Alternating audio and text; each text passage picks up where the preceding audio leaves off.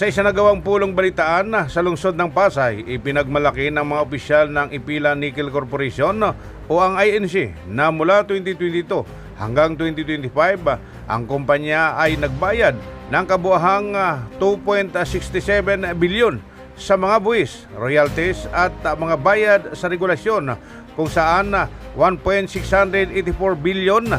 ay ipinadala sa pambansang gobyerno, pangunahing sa pamamagitan ng Bureau of Internal Revenue, Bureau of Treasury at Department of Environment and Natural Resources at mga field offices nito. Ayon sa mga opisyal nito, ang Ipila Nickel, isang subsidarya ng Global Ferronickel Holdings Incorporated o FNI, ay sumusuporta sa pag-unlad ng bansa sa pambansang antas, alinsunod sa mga obligasyon sa buwis at mga kinakailangan sa regulasyon sa maraming ahensya ng gobyerno. Bilang karagdagan sa mga pambansang buwis, ang INC ay nagbayad ng 267.6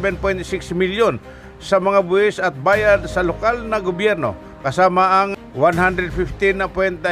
milyon sa mga royalties sa indigenous people. Ito ay lalo pang nagpatibay sa pagsunod ng kumpanya sa mga obligasyon sa pananalapi at lipunan at ipinag-utos sa ilalim ng batas ng Pilipinas tulad ng Social Development and Management Program o SDMP na nangangailangan sa mga kontraktor ng pagmimina na maglaan ng porsyento ng kanilang mga gastos sa operasyon para sa mga inisyatiba sa pag-unlad ng komunidad sa mga barangay na host at apektado nito.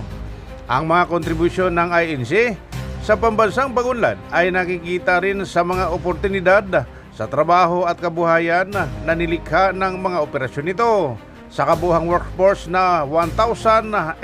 na empleyado at kontraktor noong February 2026, 558 o 55.19% ay nagmula sa mga barangay na apektado ng kumpanya sa Brooks Point, habang 331 o 32.74% ay nagmula naman sa ibang bahagi ng munisipalidad na nagdadala ng kabuhang bilang ng mga manggagawa mula sa Brooks Point sa 889 o 87.93%